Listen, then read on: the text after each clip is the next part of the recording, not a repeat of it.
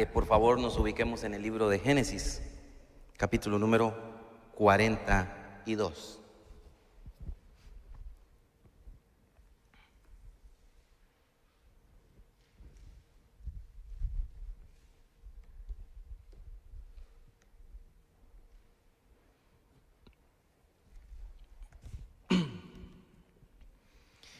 Génesis capítulo número 42.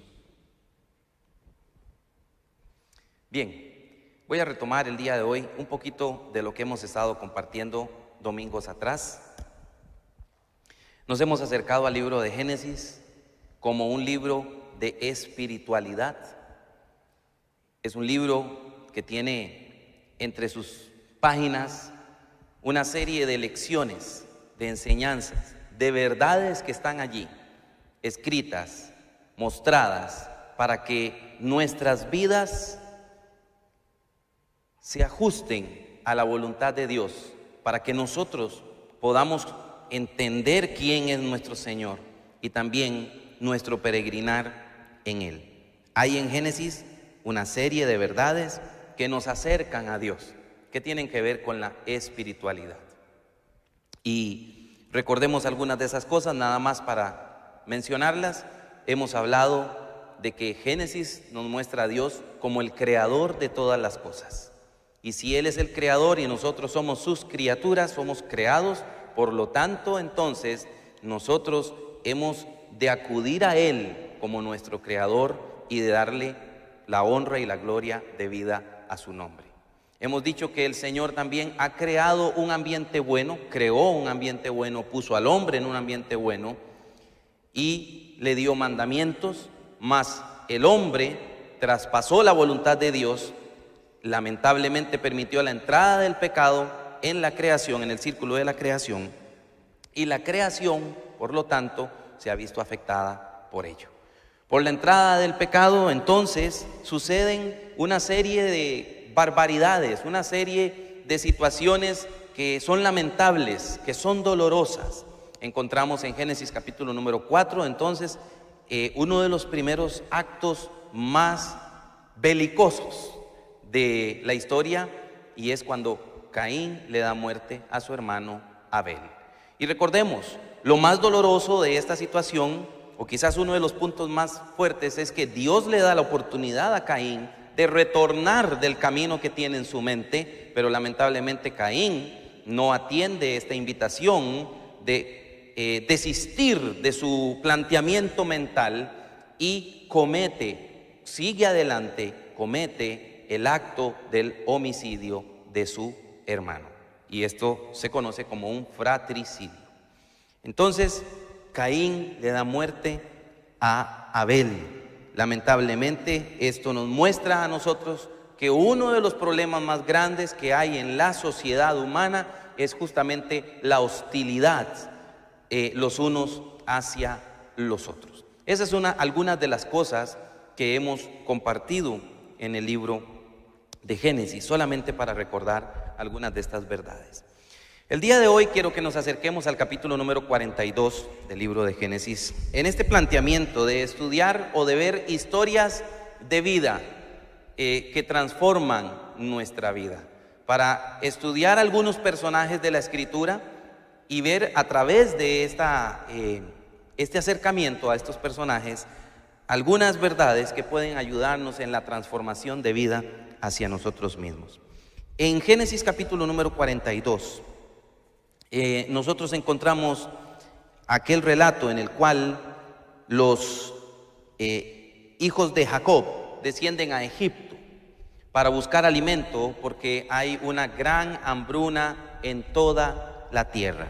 Previo a esto, el libro de Génesis nos ha puesto en contexto de la situación de José. José, quien había sido vendido por sus hermanos a unos mercaderes que viajaban hacia Egipto. José termina en Egipto encarcelado, y después de ser encarcelado es llamado ante Faraón para interpretar un sueño. Ustedes recuerdan tal vez este sueño de las 7 vacas gordas y las 7 vacas flacas. José interpreta el sueño, y no solamente interpreta el sueño, sino que le da a Faraón el antídoto para evitar aquel terrible momento que se acercaba unos años más adelante. Y entonces Faraón coloca a José como segundo al mando, como dueño de todo Egipto, por decirlo así, para administrar en Egipto en aquel tiempo. Y este es el contexto entonces en el cual han pasado ya esos 7 años de abundancia, donde José ha colectado y colectado y colectado alimentos, y entonces vienen los años de escasez. Y en esos años de escasez, entonces los hijos de Jacob descienden a Egipto para comprar alimento. Y lo que quería decir también al inicio es que al acercarnos a esta historia el día de hoy, quiero acercarme más desde una perspectiva un poco más sensitiva, por decirlo así, de una perspectiva un poco más sensible y un poco más comparativa acerca de lo que fue la experiencia de Jacob en esta historia que nos relata Génesis y lo que es o puede ser nuestra experiencia también. Entonces, en Génesis capítulo número 42, los hermanos de José van a Egipto. Y cuando José los ve, José los reconoce, pero ellos no le reconocen a él, probablemente porque su apariencia había sido realmente cambiada, ¿verdad? Y entonces ellos no lo reconocen a él, y José aprovecha el momento entonces para cuestionarles algunas cosas y para presionarles en alguna medida. Y José deja esclavizado, deja encarcelado a uno de sus hermanos y les pide a todos los demás que desciendan a su padre, ¿sí? Pero que traigan a su hermano, a Benjamín. Entonces ellos, los hijos de Jacob, regresan a su casa, y dicho sea de paso, en sus costales está el dinero que ellos llevaban para comprar alimento. Se les da alimento, pero José da orden de que allí se coloque el dinero. Así que cuando ellos se dan cuenta de esto, ellos se llenan de asombro y de temor. Todo esto es el contexto para llegar al punto donde quiero llegar. Entonces, en Génesis 42, versículo número 29, dice que venidos a Jacob su padre en la tierra de Canaán, le contaron a él todo lo que les había acontecido. Génesis 42, 29, estoy leyendo, diciendo: y aquel varón, el Señor de la tierra, nos habló ásperamente y nos trató como a espías de la tierra. Y nosotros le dijimos: somos hombres honrados, nunca fuimos espías, somos 2 hermanos, hijos de nuestro padre. Uno no parece, y el menor está hoy con nuestro padre en la tierra de Canaán. Entonces aquel varón, el Señor de la tierra, nos dijo: en esto conoceré que sois hombres honrados. Dejad conmigo a uno de vuestros hermanos y tomad para el hambre de vuestras casas y andad. Y traedme a vuestro hermano el menor, para que yo sepa que no sois espías. Porque José los había acusado de espías para entretejer este drama, por decirlo así, para enviar a traer por su hermano. Y entonces en esto conoceré, dice, que sois hombres honrados. Dejad conmigo a uno de vuestros hermanos y tomad para el hambre de vuestras casas y andad. Y traedme a vuestro hermano el menor, para que yo sepa, para que yo sepa que no sois espías, sino hombres honrados. Así os daré a vuestro hermano y negociaréis en la tierra. Y aconteció que, vaciando ellos sus sacos, he aquí que en el saco de cada uno estaba el atado de su dinero. Y viendo ellos y su padre, viendo también los atados de su dinero, tuvieron temor. Entonces su padre Jacob les dijo: me habéis privado de mis hijos. José no parece, ni Simeón tampoco, era el que se había quedado encarcelado. Y a Benjamín le llevaréis. Contra mí son todas estas cosas. Y Rubén habló a su padre diciendo: harás morir a mis 2 hijos si no te lo devuelvo. Entrégamelo en mi mano, que yo lo devolveré a ti. Y él dijo: no descenderá mi hijo con vosotros, pues su hermano ha muerto y él solo ha quedado. Y si le aconteciere algún desastre en el camino por donde vais, haréis descender mis canas con dolor al Seol. Y la frase que a mí me ha cautivado en esta lectura es la frase que usa Jacob cuando dice: contra mí son todas estas cosas. Contra mí son todas estas cosas.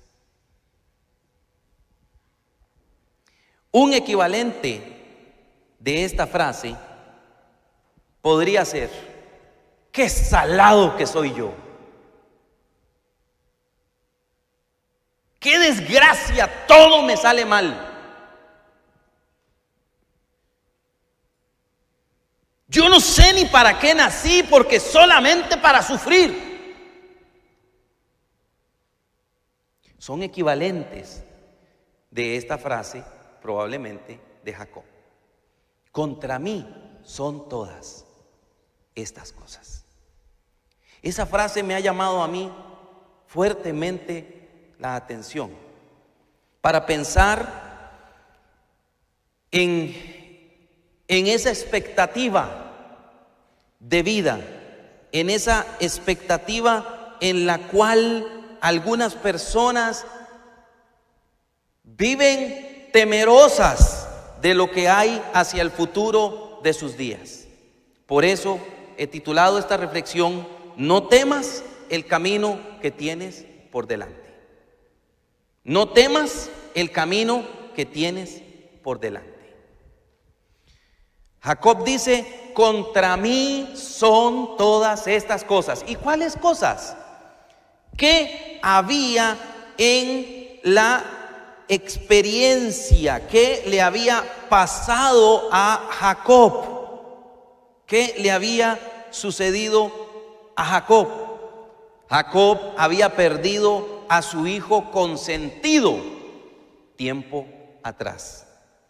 Nosotros sabemos por el relato que nos dice el Génesis que en realidad él no había muerto, pero para Jacob su hijo había muerto.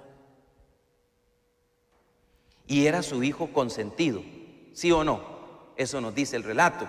Nos dice que amaba más Jacob a José que a sus hermanos, y esto desató la envidia, los celos y el rencor de sus hermanos, al punto que lo querían matar. Terminó siendo vendido por la intervención de uno de sus hermanos para protegerlo, pero lo querían matar.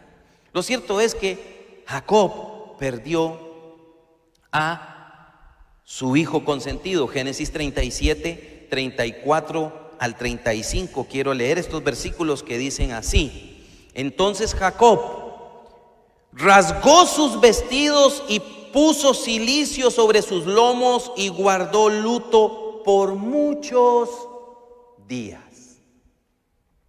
Y se levantaron todos sus hijos y todas sus hijas para consolarlo, mas él no quiso recibir consuelo y dijo: descenderé enlutado a mi hijo hasta el Seol. La expectativa en este momento crítico de su vida es: hasta el último día sobre la faz de la tierra, el luto va a estar sobre mí. Cuando yo muera y me reúna con mi hijo en ese lugar que para los hebreos era el lugar de los muertos, donde todos los muertos se reunían, por decirlo así, descenderé yo allí enlutado. Su expectativa es la expectativa de pasar el resto de sus días enlutado.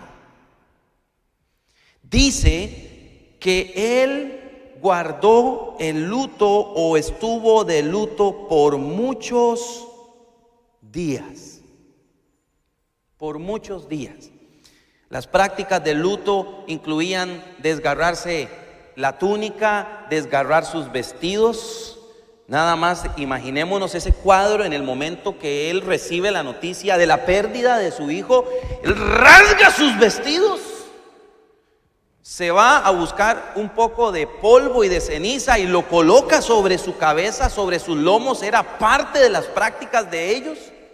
Era una forma de evidenciar a los que estaban a su alrededor: estoy realmente dolido. Y no solo eso, sino que usualmente el periodo de luto duraba 30 días. Pero es curioso que Génesis nos dice que guardó luto por muchos días. Y eso da la idea de que él no quiso guardar el luto por el periodo regular, sino que quiso extender su tiempo de luto, su tiempo de dolor. Y se levantaron sus hijos y sus hijas y trataron de consolarlo. ¿Quién sabe qué cosas hacían? Papá, mira, papá, vamos, papá, observa, papá, te cuento, papá. Pero papá estaba ¿dónde? Estaba en el luto por la pérdida de su hijo. Algo muy comprensible, vamos a decirlo así, desde la perspectiva humana, el dolor que puede haber por la pérdida de un hijo. Claro que sí. Pero Jacob había experimentado la pérdida de su hijo. Me parece a mí también que había ciertas evidencias. Me parece que hasta cierto punto, capítulo número 42, donde estábamos en los últimos versículos, pero ahora en los primeros versículos, propiamente en el versículo número 4. Me parece que la experiencia de Jacob en el pasado marca su vida hacia el futuro.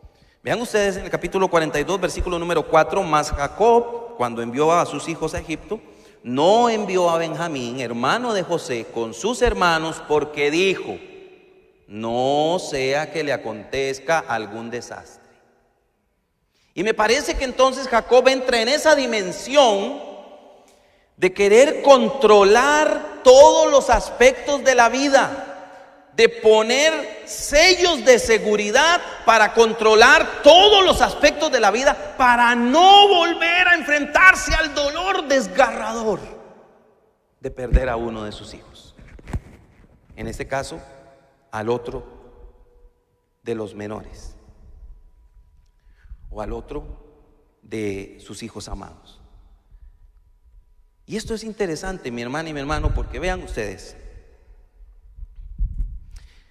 no lo saben, pero hace algunos días atrás, varios días atrás, tuve ciertos episodios de salud extraños por los cuales acudí a Levi's únicamente con el propósito de decirle al doctor, a la doctora: mire, por favor, hágame exámenes, mándeme a hacer exámenes.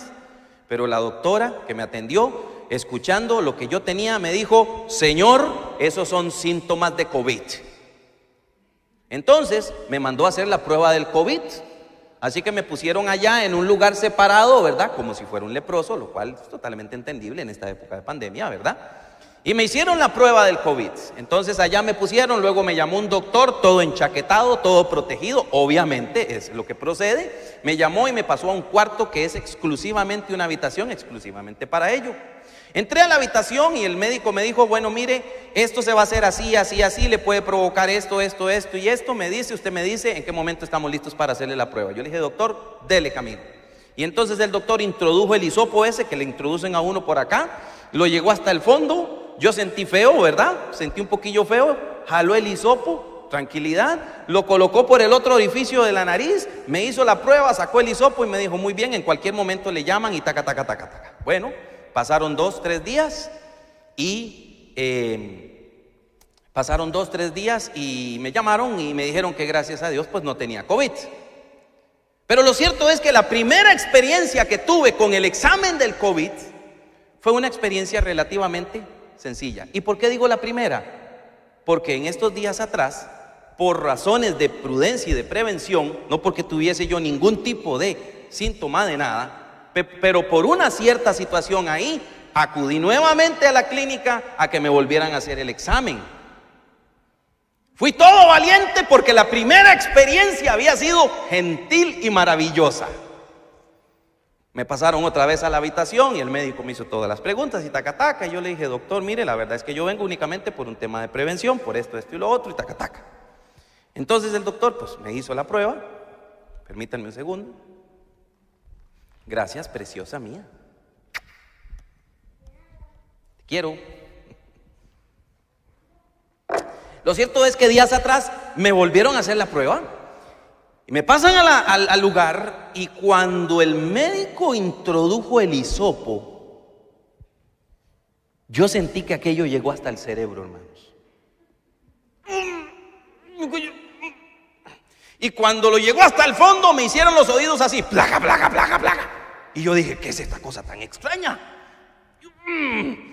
Y me dice, voy a mover. Y yo sentía que me hacía el cerebro así. Y cuando me dice, voy a sacar, y jaló, yo dije, uy, se llevó una parte del cerebro allí. No es nada, pasó el primero y faltaba el segundo. Lo mismo. ¿Qué es lo que quiero decir? Como la primera experiencia fue gentil, entonces yo dije, no, eso no es tan feo. Pero este otro médico, wow, se lució con el hisopo. Entonces, en estos momentos, si usted me dice a mí que tengo que ir a hacerme una tercera prueba del COVID por cualquier razón, ¿sabe qué le digo yo a usted? Tengo que pensarlo. ¿Sí o no? ¿Sí o no? ¿Por qué? Porque la experiencia anterior es una experiencia que deja alguna marca interna, no física. ¿Sí o no? No física, no visible, sino una marca emocional. Ahora me dicen a mí que vaya a hacerme la prueba, y ¿sabe qué? Yo digo, me hace así, como decía Capulina en la antigüedad. Para los que conocimos a Capulina, ¿conociste a Capulina? ¿Sí? ¿Ah? ¿Algunos se acuerdan de Capulina? ¿Ah? Los muchachos que están viendo esto dicen, ¿y ese quién es? Pero nosotros de aquella época sí nos acordamos de quién es o quién era Capulina, ¿verdad? Me hace así, diría yo. ¿Por qué? Porque la experiencia del pasado ya dejó una huella. La experiencia en la vida de Jacob dejó una huella en él. Sus emociones estaban frágiles. No quería exponerse al dolor nuevamente, mi hermana y mi hermano. No quería. Quería controlar, por lo tanto, todos los eventos. Manda a todos sus hijos, Benjamín, usted se me queda aquí. Usted se va a quedar aquí conmigo, porque yo no quiero que nada malo me le pase a usted. Porque ya había tenido una experiencia difícil en el pasado. Entonces, lo que yo veo es que Jacob está profundamente dolido por las situaciones de la vida, y cuando sus hijos llegan y le cuentan lo que les ha pasado, lo que les ha acontecido en Egipto, Jacob no sabe lo que está sucediendo en medio de su vida, no sabe los acontecimientos que están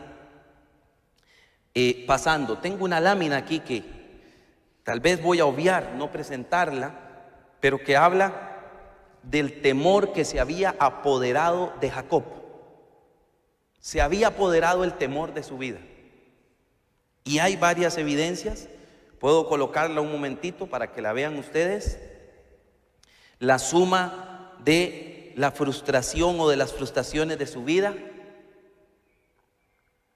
Había perdido a José, no estaba Simeón, y ahora se planteaba la posible pérdida de Benjamín. Contra mí son todas estas cosas.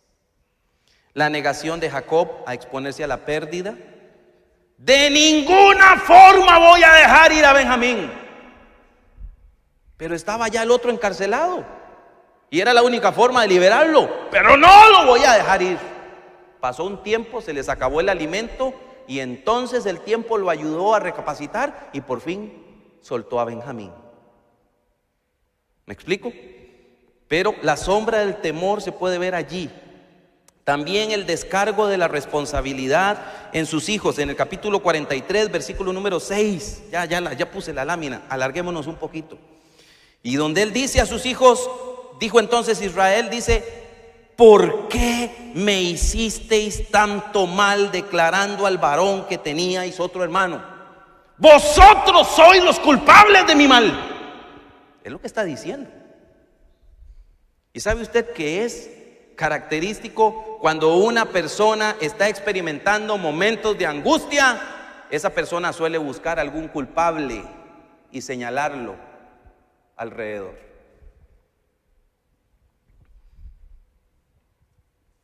es característico, suele suceder.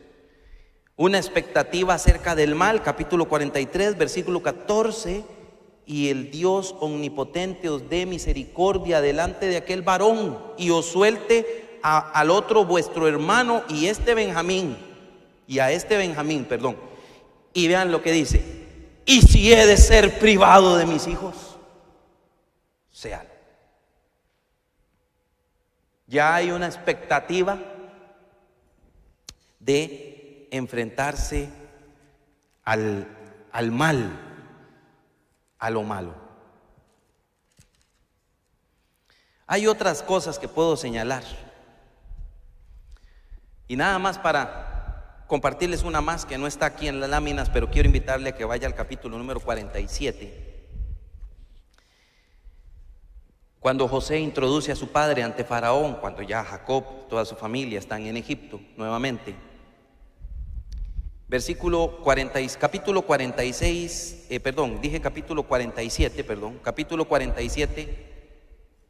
47, Génesis, versículo número 9. Y Jacob respondió a Faraón: los días de los años de mi peregrinación son 130 años. Pero vea lo que dice después. ¿Qué dice? Pocos y malos han sido los días de los años de mi vida. Qué interesante. ¿Fueron pocos?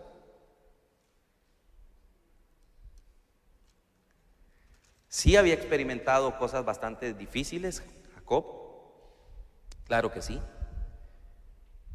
Pero de hecho, todo esto que sucede, todo este drama para que Jacob suba a Egipto, provoca justamente en el capítulo número 46 del libro de Génesis que Dios le reafirme a Jacob el plan suyo de bendecirle a él y de bendecir a toda su descendencia.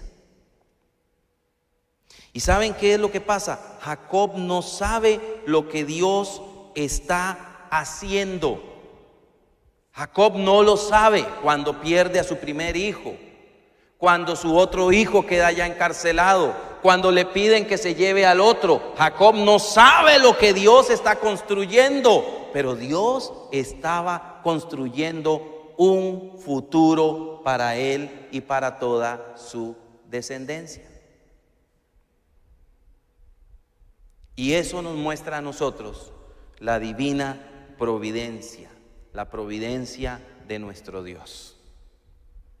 Esa decisión anticipada y esa acción anticipada de Dios de prever todo lo necesario para que se cumplan sus planes y sus propósitos para la gloria de su nombre.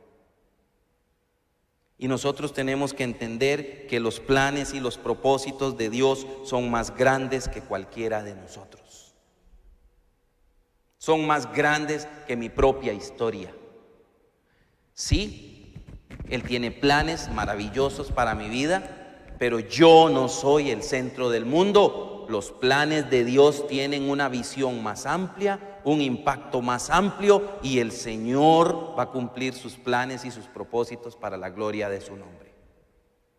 Y va a colocar y va a hacer todo lo necesario para que sus planes se cumplan adecuadamente. Yo veo la providencia de Dios, por ejemplo, en el sueño que le da a Faraón, porque el sueño que le da a Faraón y el hecho de que sus sabios no pudieran interpretarlo provocó justamente la liberación de José, provocó justamente la colocación de José como gobernador de toda la tierra de Egipto, provocó por lo tanto el camino, abrió el camino para lo que habría de suceder posteriormente, y el reconocimiento que José hace en el capítulo número 45 de Génesis, versículos 4 al 8. Versículo 5 propiamente dice: ahora pues no os entristezcáis ni os pese de haberme vendido acá, porque para preservación de vida me envió Dios delante de vosotros. Qué apreciación maravillosa de José de las experiencias de su vida. ante sus hermanos, quienes lo habían vendido, quienes querían matarlo en el pasado. Dígame si sí o no. José en ese momento pudo haber dicho, lleno de amargura: ustedes infelices, ustedes aquí, ustedes allá. Pero no. ¿Qué hizo? Reconoció que detrás de aquellas acciones malévolas de sus hermanos había una mano poderosa que estaba conduciendo todas las cosas para sus maravillosos propósitos. Dios es el que me envió delante de vosotros. Dios me ha puesto en este lugar. Ustedes querían hacer lo malo contra mí, pero Dios se ha glorificado trayendo esto. ¿Y para qué? Pues como lo dice, pues ya ha habido 2 años de hambre en medio de la tierra y aún quedan 5 años de los cuales ni habrá arada ni siega. Y Dios me envió delante de vosotros. Vea lo que dice Génesis 45 verso 7. Y Dios me envió delante de vosotros para preservaros posteridad sobre la tierra y para daros vida por medio de gran liberación. Jacob no sabía lo que Dios estaba haciendo. José lo reconoce más adelante, y José reconoce que Dios estaba orquestando todos aquellos acontecimientos para mostrar su gloria, para preservar en vida a mucho pueblo, para cumplir sus propósitos. ¿Y cuáles eran sus propósitos? Como le había dicho a Abraham: bendecir a toda su descendencia y multiplicarla grandemente, porque fue justamente en las faldas de Egipto donde el pueblo de Israel se multiplica de una manera astronómica, porque los planes de Dios así lo estaban haciendo. Entonces, volvemos nosotros a la frase inicial de Jacob: contra mí son todas estas cosas. A veces podemos sentir que el mundo entero está contra nosotros, que todas las situaciones de la vida pareciera ser que se han barajado de tal manera que me tocaron todas las cartas feas a mí. A veces podemos sentir como Jacob que durante el resto de nuestros días no vamos a tener más que una experiencia de luto y de dolor, y no vamos a ver cosas maravillosas. Dicho sea de paso, capítulo 45, vean ustedes versículo 25, 26, y le dieron, versículo 26, 45, 26, y le dieron las nuevas, diciéndole a Jacob, cuando vuelven sus hermanos, sus hijos, y le dicen: José vive aún. ¿Y qué dice el texto 26? ¿Qué dice 45, 26? Y él es Señor de toda la tierra, sí. ¿Y qué dice? Y el corazón de Jacob se afligió porque no puede ser. Pero ¿cómo ustedes me causan este daño hablando de su hermano que ha muerto? No puede ser. No creía lo que estaba oyendo. Esa expectativa, una vez más, de aflicción. Pero entonces ellos le contaron todas las palabras de José, y que él les había hablado, lo que él les había hablado. Y viendo Jacob los carros que José había enviado para llevarlo, me llama la atención este versículo 27 al final, que dice: su espíritu revivió. O sea, pasó del momento de la aflicción, del dolor y demás, pasó a un momento de una expectativa de wow, no lo puedo creer, pero wow. Claro, la historia de Jacob le entrega a su hijo posteriormente. No sucede así en todos los casos, pero una cosa sí es cierta: Dios está en control de todas las cosas, y con planes y con propósitos que solamente conoce el Señor. Algunas veces Él hace las cosas para la gloria de su nombre.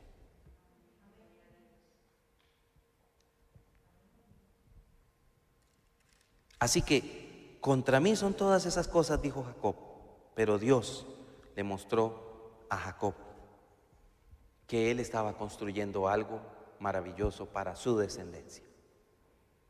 Entonces, a veces podemos sentir que el mundo entero está en contra nuestra.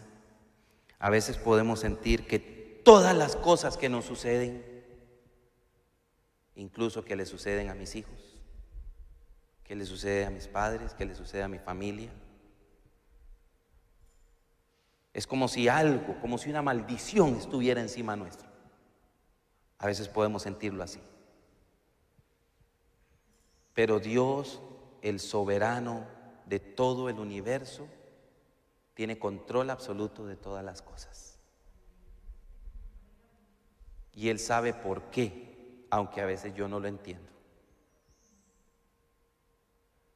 Y una cosa es segura, nada va a estorbar los planes de Dios para la gloria de su nombre. Nada, porque lo que Dios se propone hacer, lo va a hacer y va a orquestar, va a organizar todo de tal manera que las cosas conduzcan a sus planes maravillosos. Entonces, como en la historia de Jacob, en un momento sus ojos están cegados, pero en un momento sus ojos son abiertos y puede ver que hay algo bueno realmente para su descendencia. Yo quiero animarles el día de hoy a que nosotros nos coloquemos en este lado justamente y que pensemos, Dios, que es bueno y bueno en gran manera, hace todas las cosas debidamente y con orden. Y Él va a cumplir sus propósitos en nuestras vidas. ¿Sí o no? ¿Sí o no? Y por eso, una vez más, quiero pedirles que vayan conmigo un momento al Salmo. Recuerdo estas bellas palabras de David en el Salmo 138. Yo quiero pedirle que usted las lea en este momento con fe, creyendo que estas palabras se aplican en su vida. 138, Salmo 138, versículo 7.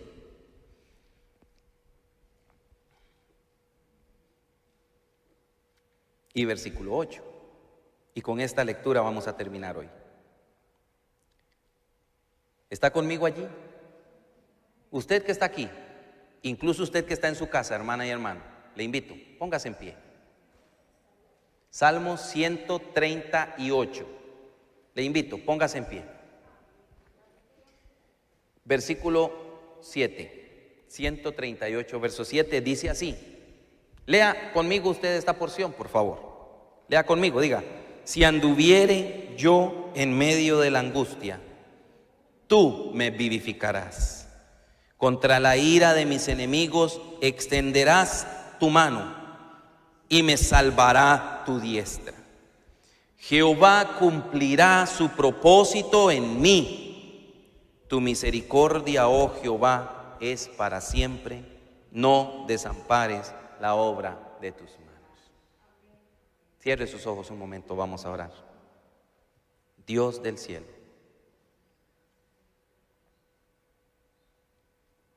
si anduviere yo en medio de la angustia, tú me vivificarás. Si hay alguna persona que está en medio de la angustia, hoy te pido, vivifica su alma.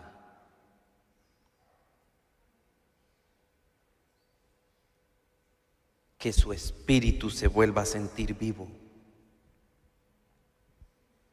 Que haya esperanza, que haya expectativa de que tú, oh Dios, vas a obrar para la gloria de tu nombre. Que tus planes nada ni nadie los va a estorbar. Dios del cielo, trae esa victoria. Si hay enemigos que se están levantando contra nosotros, Dios del cielo, contra la ira de mis enemigos, dijo aquí David, extenderás tu mano y me salvará tu diestra. Trae victoria, Señor.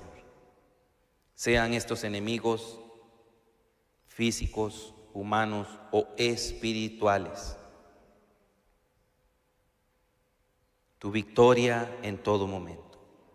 Y como dice el último de los versos de este salmo, Jehová cumplirá su propósito en mí. Puede ser que entre los que estamos en este lugar o los que están apreciando esta reflexión el día de hoy, mi Dios, haya personas que han experimentado momentos muy duros en su vida. No negamos, oh Dios, el peso de esos acontecimientos. Pero en medio de ellos, mi Dios, que tus propósitos se cumplan en la vida de todos nosotros para la gloria de tu nombre. Cumple tu propósito, Señor. Cumple tus planes. Hágase tu voluntad, oh Dios, en nuestras vidas como en el reino de los cielos, para la gloria de tu nombre. Tu misericordia, oh Jehová, sea en cada momento, mi Dios, como dice la Escritura, nuevas son cada mañana, oh Dios, tus misericordias. Y a todo lugar donde volteemos nuestro rostro, dice también, enseña también la palabra, allí tu misericordia está con nosotros. Ciertamente el bien y la misericordia me seguirán todos los días de mi vida, dice otra palabra de David también. Mi Dios, que tu misericordia sea acogiendo en tu regazo la vida de cada hombre, de cada mujer que pueda estar experimentando o que haya experimentado en su vida momentos de angustia. Y trae salvación, mi Dios. Finalmente, no desampares la obra de tus manos. Es esta línea lo dice así, y nosotros hoy te decimos, Dios, creemos que como una obra perfecta que está en tus manos siendo moldeada, tú, oh Dios, lo vas a llevar a tu perfecto propósito.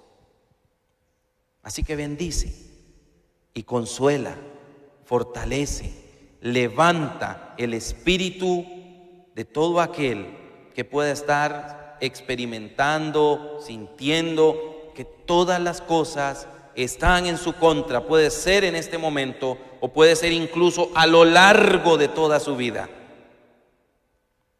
Muy al final de sus días, Jacob dijo, incluso pocos y malos han sido los años de mi vida.